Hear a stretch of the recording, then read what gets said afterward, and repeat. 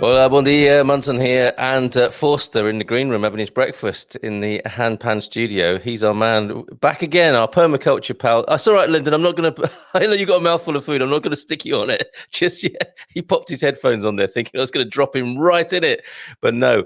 We need to do news, weather, and have a look around the country at the moment and see what's going on COVID-wise, and just more generally, what we might need to be aware of in these quite bonkers times, let's face it.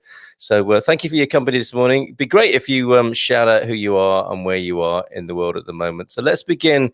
We'll have a look at the top level numbers and go back to the government health service site that we haven't, or the health department that we haven't used for quite a while, and have a look at the facts and figures and numbers here. Confirmed cases in Portugal, 29,660.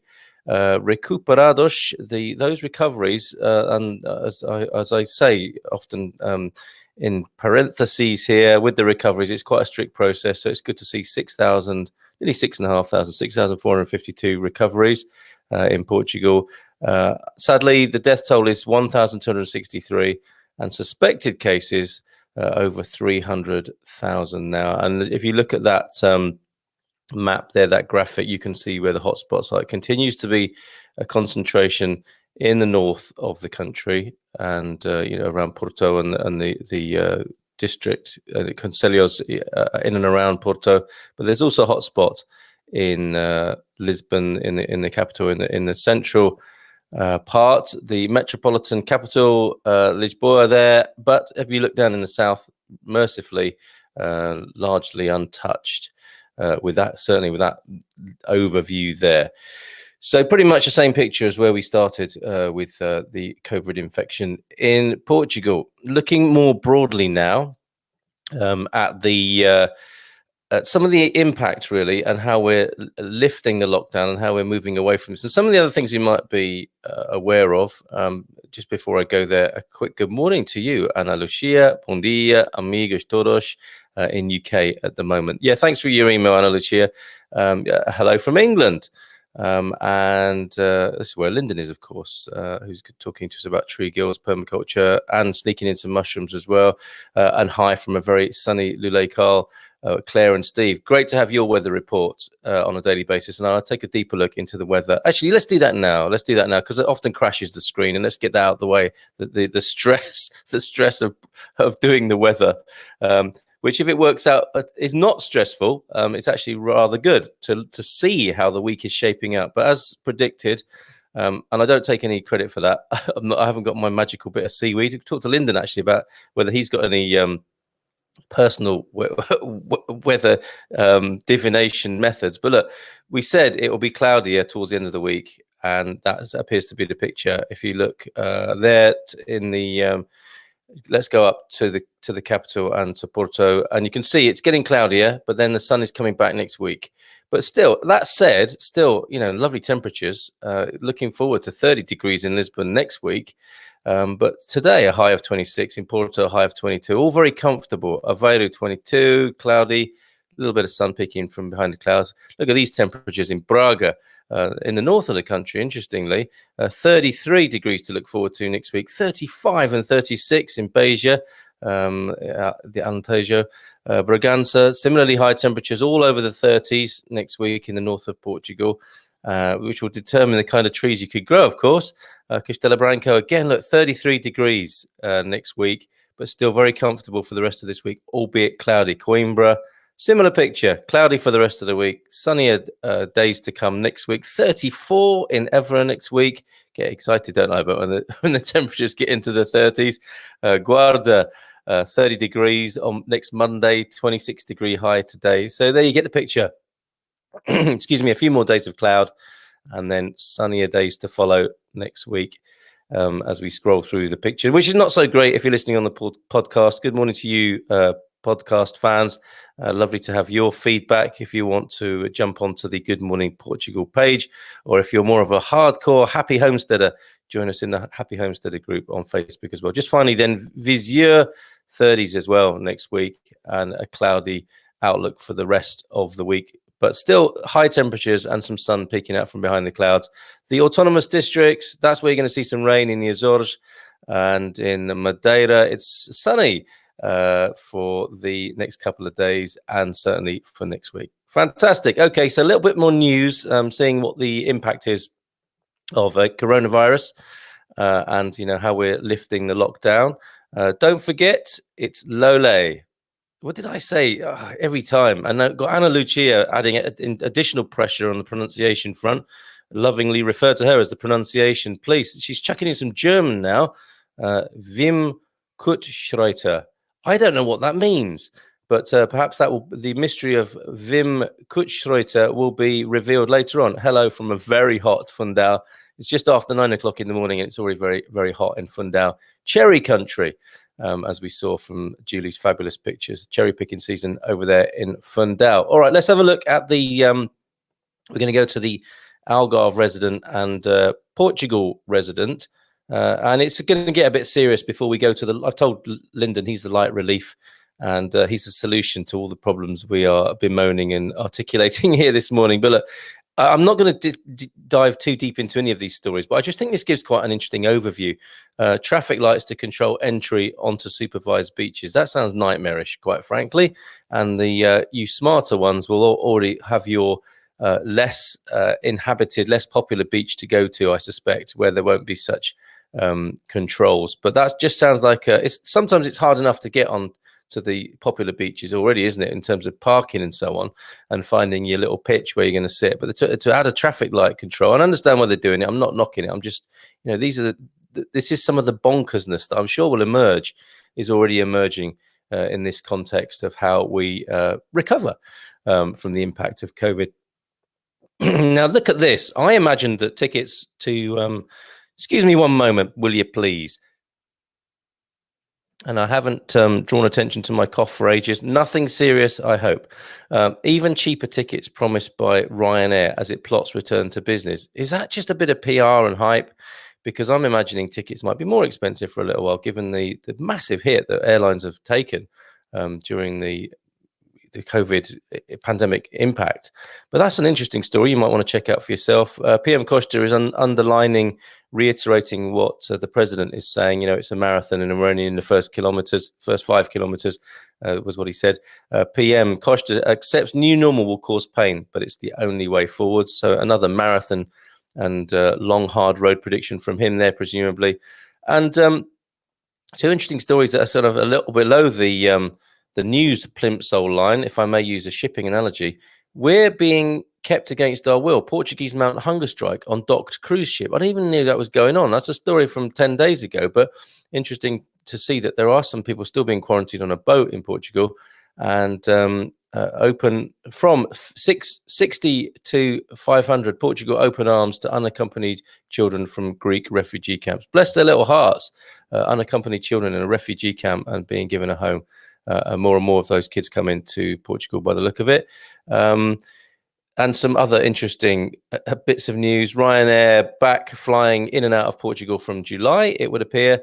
And it says here, restaurants won't be viable under strict new COVID rules. And that's probably from the Association of Restaurateurs, who are having to basically sell the idea of eating out whilst people wear masks and sit 2 meters apart and have to sanitize their hands before they hold hands in a restaurant.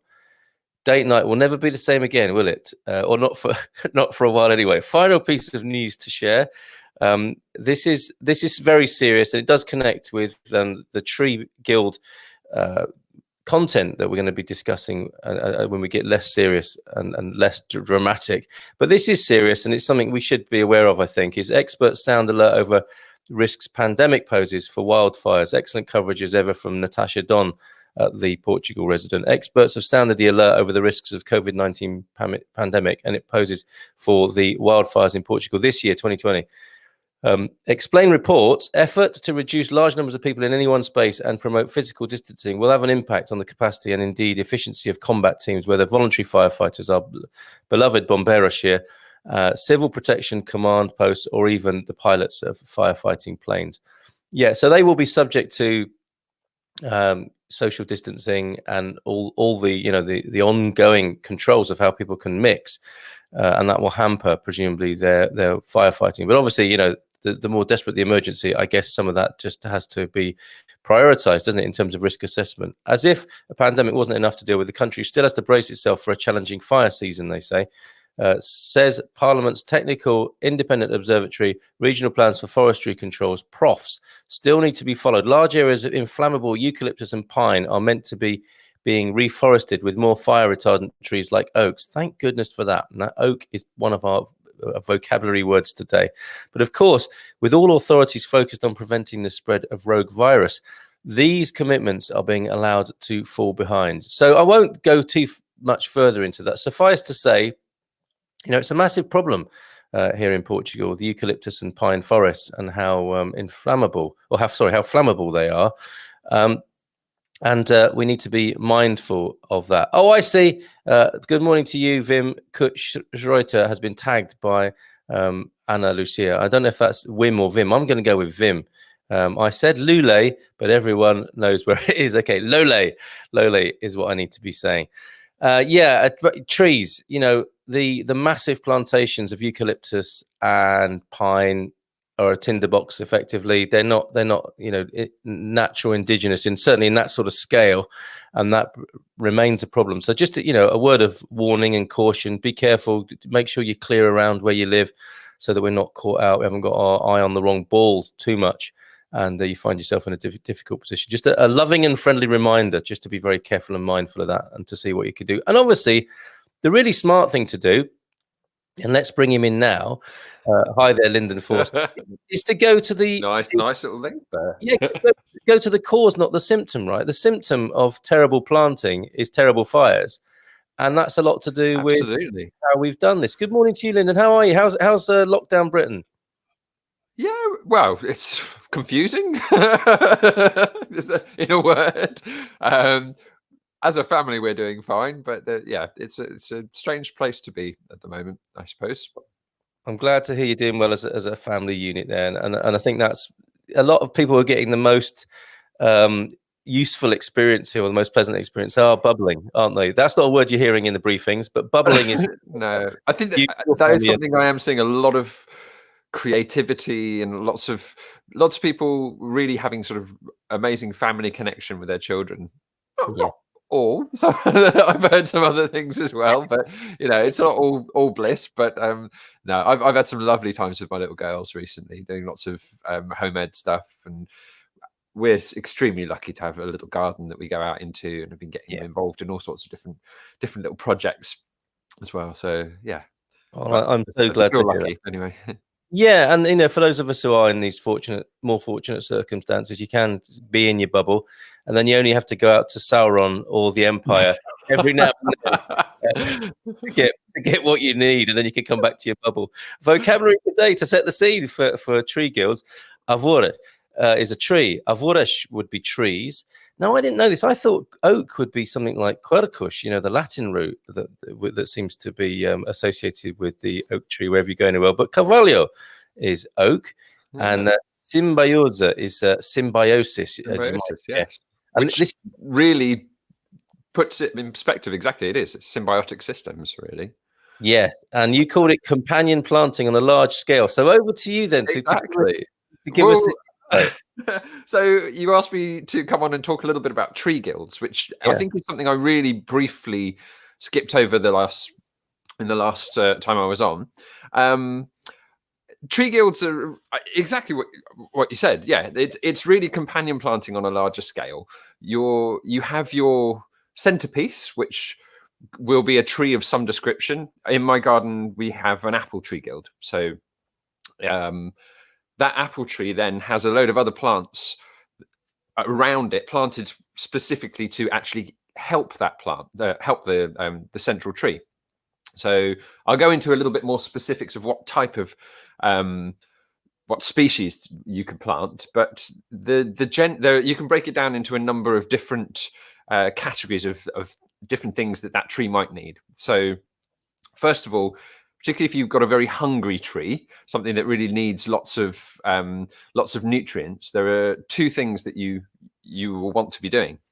One of those is planting nitrogen fixing plants nearby. So most people are familiar with, or a lot of people are familiar with, peas and beans, the legume family. They the roots have a bacteria that have a symbiotic relationship with the roots in little nodules, and when you then cut the bean or the pea down, that the nitrogen is released back into the soil, which actually in a form that the plant's able to access.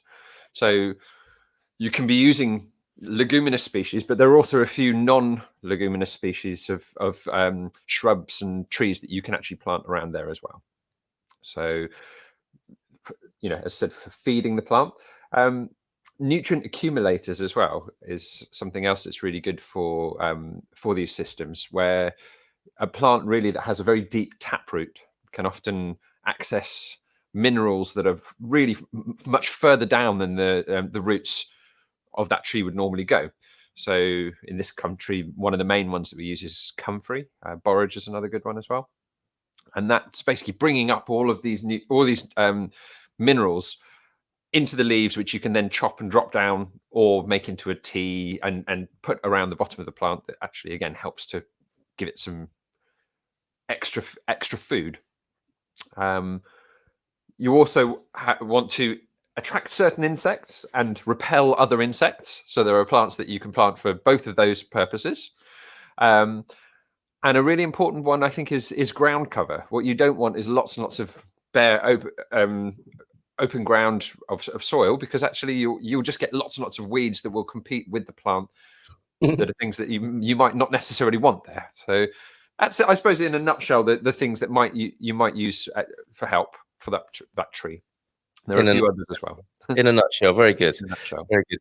Now, what I really like with this is this symbiotic understanding and working in harmony with. And you paint a picture there, don't you, of the traditional, I call it the rationalized industrial garden with lots of bare earth. And a human, you know, what we do as human beings, don't we? Is like we kind of focus on ourselves, us, and what we want. So we've done gardens since the Industrial Revolution, I guess, as like, well, we want this sort of thing, so we'll plant over there. We want that sort of thing, so we'll plant over there. And we don't recognize this party going on among the plants and their relationship with each other, right? It's so weird. It's in the same way that we put children in schools and old people in old people's homes. We put broad beans over there and we put other, lettuces over there. It's funny. It's a reflection of how our mind works, isn't it? But nature doesn't do bare soil. It will fill that space if it can, and rather fill it with something that's useful yourself than getting lots of spend your entire life weeding. It's yes. Can we go sort of deeper into this mental forage around this what is effectively, I suppose, a forest garden rather than a traditional allotment with lots of things in rows? And I know we like that as human beings. We like order, don't we? And we like productivity, and we like all those sorts of things. And that's why, in many ways, the more recent industrialized garden looks like it does.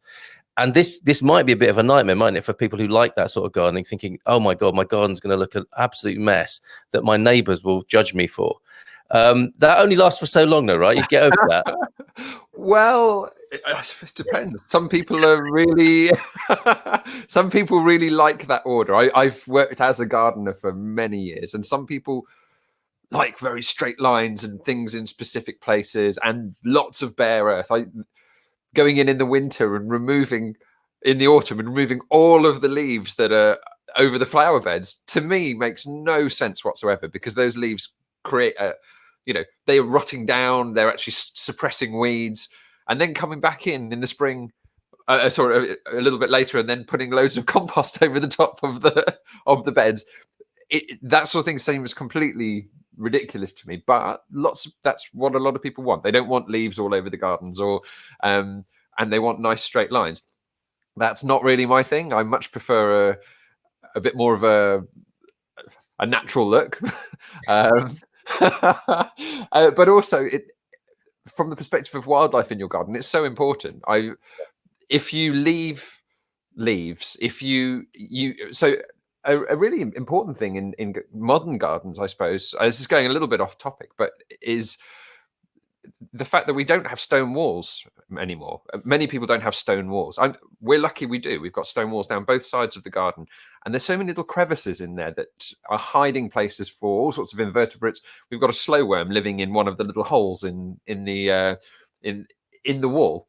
Lovely. But when you replace that with fence panels, you take away habitat for wildlife. And wildlife is so important in the garden because it creates a balance. And what I'm talking about here with the guilds of attracting pollinator insects and attracting and repelling other insects, you don't just suddenly magically bring pollinator insects in. They will travel, but if you can actually have wildlife in your garden and also predator species in your garden, so you're creating habitat for spiders and millipedes and all these other creatures that form this really cohesive system that self-manages itself. As soon as you start removing large parts of their habitat, that's when the system goes out of balance and you end up with pest problems. And yeah, I'm not going to say you're not going to get pest problems with using this approach, but I honestly believe it's less so. Tell you what, if there's a slightly less ethical PR and advertising agency,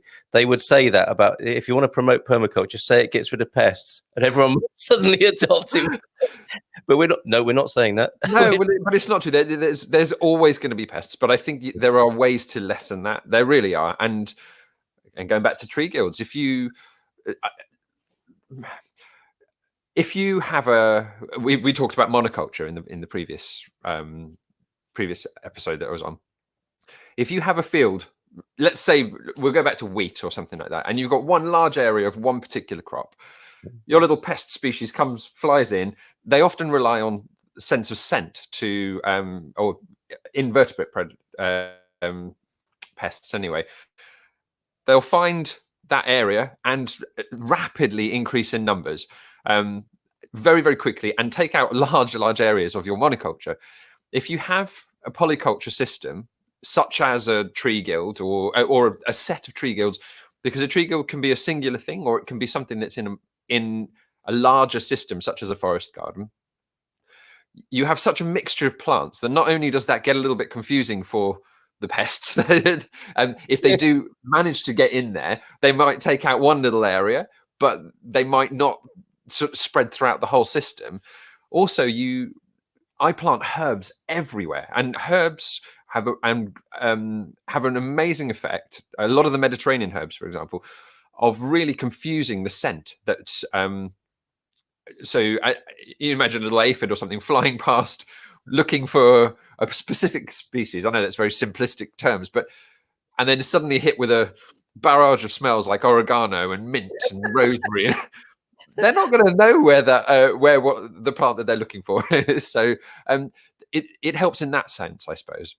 Yeah, it's a bit like when I've walked through a perfume counter in a department store. Absolutely. Yes, you just want to get out. That's all I can understand. We've been told we look like Princess Leia today, having referenced the Empire before. And this is a bit of a possibly a tricky one for you, because an unkind position to put you in. But we're looking at, in the landscape here, the more natural landscape, like notwithstanding what I've said about eucalyptus and pine plantations, which are a really good example of what you've just talked about, right? They're vulnerable because they're muchness, they're monoculture for kilometers and kilometers. But more naturally here, there are beautiful oaks, cork oak trees, there are olive trees, and there are grapevines. Do you see that as an interesting guild? That would be the Mediterranean and more northerly Portuguese guild. Well, how might that work? And then how can we sneak in some mushrooms into that as well? Okay, so my experience of planting guilds has been in a temperate climate. I live in Devon. The principles are the same. A lot of the species would vary, but what I explained before about the types of things that you are looking to do are very similar. So let's take olive as an example. If you, sorry, just someone's put up a question there. They have persimmon tree in the garden and grapevines. Okay. Well, I'll just carry on with olives for a second. There are a whole load of things that you want to plant around. You can plant around olive, and I did a bit of research into olives because, from what I'd heard before, there's something called, I'll try and pronounce it, allelopathy. Right. Certain plants, walnut, rhododendrons are good examples as well. They put chemicals into the soil that inhibit growth for other plants around them. And I'd always heard that olive was allelopathic, but and to do with a chemical within the fruit. Once the fruit falls, it releases this chemical into the ground that stops other plants growing around it. Digging a little bit deeper just last night in preparing for this, I've realized that might be the case for some plants, but there are actually still quite a lot of plants that will grow around it. So lavender is a very good example. You often will find lavender growing in amongst olive groves. Lavender is great because it will bring in all these pollinator species that will help at the time of needing to pollinate the tree. It is also very good for repelling pests, as are a whole load of other Mediterranean herbs, as I've said. So you've got your central olive tree. Around that, you're planting lavender, rosemary, oregano, and thyme, all of these sort of plants that are creating this mixture of scent and also bringing in the insect. Borage would work really nicely. There are something to be aware of again, and I haven't had a chance to look up this, but is how you use certain species which are non-native. So what you don't want to go and do is introduce something into your system that is going to completely take over. And if you're the reason I say that is I here would use comfrey. Comfrey is a really interesting plant for many reasons, but you use a specific variety called Bucking 14, which is a sterile variety of comfrey. If you don't, it takes over the whole garden. It's amazing stuff, but it spreads and spreads and spreads. The Bucking 14 is a sterile version of that. So that's then bringing nutrients up from far below. Something like borage, I believe, grows in Portugal, and would be a very good nutrient accumulator. Is also very good for pollinators as well. So within that system, you can, you're building up a sort of a wider range of plants around it. There's a particular species of I'll come back to it. Sorry. There are a couple of species of shrubs that I think would be really useful for interplanting with olive as nitrogen fixers that aren't leguminous plants. So again, one of them I talked about last time is Elaeagnus umbellata, which is the autumn olive, or the Japanese silverberry. Sorry, that's the one. And that's a wonderful plant. Nitrogen fixer, great for pollinators. It is, and it's got these fantastic little berries that are really, really good. I think you mentioned prostate health. They've got lots and lots of lycopene in them. So that's something like that. It's a multi-purpose plant. It's also shorter. It's not competing in for light with the olive as well. So you're planting these around that. The other plant is I'm so sorry. It's just lost it. But we can have mystery plant of the week or the show, couldn't we? Where we I've grown it for years. It's a little orange berry, and it's fantastic. But the name has just escaped me for the moment. We'll come back to that. We got a couple of questions. Sorry, we got a couple of questions. We did have. We'll come back to you, Peter Wilton Davies, with your question. But can we address this one? I've planted a persimmon tree in the garden. What is good or bad to plant around it? I do have some grapevines growing nearby. That's Gary's plantation plan, I think, for his winery. But fantastic! I've not grown persimmon before. Grapevines, again, I think there are quite a few different things that you could plant. Lots of the things that I've mentioned before, the herbs and things would be fantastic. Sorry, Louise has got it. Sea buckthorn. Thank you. That's exactly what I was looking. I'll tell you about sea buckthorn in a minute. Persimmon, I need to have a bit of a look at that. But as I said, I've not grown it before. But I would imagine a similar sort of guild with all the... Take it on the principle rather than the specific species, and looking at, as long as that plant hasn't got allelopathic properties, you should be able to plant a lot of things around it. And the principles being bringing in pollinators, repelling other insects, and nutrition. So selecting a number of different species that are native, ideally, that are useful as well, because you could plant a whole host of different types of leguminous plants that are not useful, but rather build up something within that system that you will have multiple uses out of. So, as I said, for me, I've got 2 Elaeagnus umbellata, and that would grow very well in Portugal, I believe. Those plants are fantastic because they have such a multiple use for me, and I've planted that into the system rather than planting leguminous plants. So I can do a little bit more research on persimmon and find out, because it might be kind of there might be specific plants that that work particularly with that. And I think with these sorts of things, it's quite useful to have an ongoing conversation, isn't it? Because we're talking about growing things, we're talking about life, aren't we? And you can't just say, okay, this is the answer right now, this is what you should do. It's like, well, here's a suggestion, let's see how it goes. That's what you got to be. You got to be like a scientist and an artist in the garden, haven't you? And just have an ongoing conversation about it. I think I mentioned it the last time, I experiment all the time with different things, and sometimes it works and sometimes it doesn't. And you don't want to be losing large amounts of expensive plants, and particularly in a situation with like a winery where you know, with grapevines, for example. I'll just explain what I've underplanted strawberries under my grape vines, simply for it's the alpine strawberries. What they do, they create a ground cover that first of all inhibits or stops a lot of weeds coming up, but it also it retains moisture. So if you have bare soil, sun beating down on that soil, it will just suck and evaporate all of the moisture out of the very, very quickly.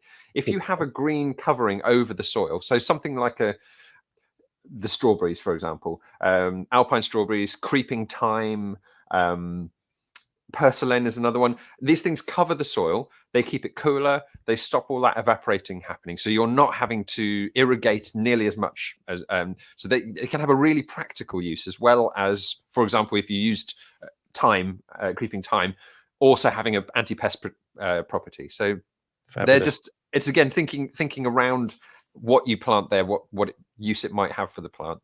Yeah, and I just think fruit and nut trees are so important as well. Absolutely. This is an interesting question about the walnut and the chestnut. So Peter's asking whether or not his 10-year-old walnut and a 5-year-old chestnut 2 meters away from it, would the chestnut affect the growth of the walnut? Quite the opposite. So the walnut has this chemical, I think it's called Juglan, Juglan, Juglan. I'm not sure how you pronounce it. And when I did my permaculture design certificate, the site that we actually were working on had 4 walnut trees, and they were young, but had to actually look into that for planting because of this chemical inhibiting the growth of really loads and loads of different types of other plants around it. I'm not sure specifically with chestnut, but I would imagine it probably would have an impeding effect on the growth of the chestnut rather than the other way around. So there are things you can plant around a walnut. So, for example, currant bushes and some herbs work around the base of a walnut. But it would be definitely interesting to look at its inhibiting properties for other trees. The reason it does that, if you imagine the size of a walnut tree when it's mature, it doesn't want lots and lots of things growing near it for competition. So it essentially just kills them off around it, around the whole, and it's a large area as well. Anywhere that the roots of that tree will spread, it's releasing this chemical into the surrounding soil around it. So quite a large sort of diameter around the base of that tree will be difficult to plant a lot of things. Amazing. Okay. And typically here, we can go deeper and deeper into this, can't we? But what I want to ask you is this, like I said, these are ongoing conversations, aren't they? This is all about experimentation. It's about considering a new way of doing things rather than, the traditional, allotment style and the Mm. industrial gardening with all the chemicals and so on. And you know, with the Happy Homesteaders, we're interested in doing something different. It's quite an interesting metaphor as well, isn't it? At the moment, you know, how the old world, as it were, has been halted by the pandemic, and we have this clearing now, don't we, to try new things. We have a little bit more time, possibly, to try new things as well. If people want to have these conversations in this way, Lyndon, are there forums and you know, like places where the conversation can be had rather than just, you know, straightforward, that's the answer, that's the answer, that's the answer? Where are the communities of people talking about this sort of thing online? So my first port of call would be the Permaculture Association, because I think there are so many so many different groups of people doing all sorts of different projects. Finding something that is perhaps along the same lines as what you're interested in would be much easier if you go to the central hub of that. I think the Permaculture Association have a website. They put on all sorts of different they do convergences where people come together and discuss so many different activities and things that they're actually doing and promoting and helping people. They also do, you know, in a physical sense, what I think they're called land tours, where people open up their projects for people to come and actually have a look and see how it's done. There are also Facebook groups. There's a number of different ones. I know there's two different permaculture UK groups. I'd recommend finding something that ideally is in the sort of region that you're in. I'm not necessarily saying like country next to each other, but if you imagine the latitude or a similar climate to what you're growing in, because that does, from what I've been describing today, that the things that I can grow here they vary differently to what you might be able to grow where you are. The principles are still the same. Yeah, and the way of thinking about it is still the same, but it is useful to perhaps have knowledge from people who are in a similar setting to yourself, I suppose. Brilliant. And let's do that in the Happy Homesteaders group across Portugal. Share our notes in there. Peter's saying, thank you very much for the answer. Not worried about the growth of the chestnut as it sprung up on its own. And we'll have several others in the garden. So we'll let them continue to grow together. So thank you for that, Lyndon, for that answer there and helping Peter out. Words today, Avoras trees, Carvalho. I guess it makes sense, doesn't it? That it's like the horse among trees, the stallion of trees, the oak, and symbiosa. The great thing about Portuguese, of course, is there are many words you already know. That's a good example of it. Symbiosa for symbiosis. Thank you so much. Keywords then: tree guild, permaculture, and community. Let's talk. For me, that's the beautiful thing about permaculture. It is a very giving community of people who want to share their knowledge and information, all within the context of creating a sustainable and healthy world. To me, that is the context and what I love about permaculture. So thank you for being a spokesman for it today, Lyndon. If I zoom out, you're ready to do a hand pan lesson, because you treated us to a little performance last time. I won't ask you to do that again, but you're getting ready to do a lesson with somebody. This is how your teaching's gone, is it? Yeah, I run a social enterprise company called Pankind that works with people with lots of different people with anxiety and depression, the elderly. I go to schools and work in a pupil referral unit using hand pans and other percussion. But obviously all of that stuff's had to go on hold during the pandemic. So I've actually moved to doing just one-to-one online lessons for people with hand pans. It's going very well. Got about 6 students now. Got one in a few minutes, actually. It's like a hand pandemic, but off, and that's probably been made before. But so lovely to see your face there. Oh, really good to see you too, Carl. And looking forward to talking about permaculture, mushrooms, trees, forest gardening. Talk about mushrooms or sea buckthorn. Interesting plant. Look it up. That's his tip for today. It's like, the races, isn't it? The tip today is sea buckthorn. Right. Tomorrow we'll be back with Shimajito, who are the mushroom farmers over there in Fundao, talking about the world-changing power of mushrooms. I'm sure Lyndon agrees with the world-changing potential of mushrooms, that much underestimated, misunderstood vegetable. Well, it's more than a vegetable, isn't it? That's part of the problem. But any road, come and join us tomorrow with Shimajito and our wine club, of course. Let me just show you this bottle. This is our selected wine for Saturday night's inaugural wine tasting club, exploring Portuguese wine, and that is from a sustainable agriculture vineyard. Well chosen. Cheers, Lyndon. Thanks to everybody else. Thank you. Nice to see you guys. Care, mate. And bye for now. Até logo. Até amanhã.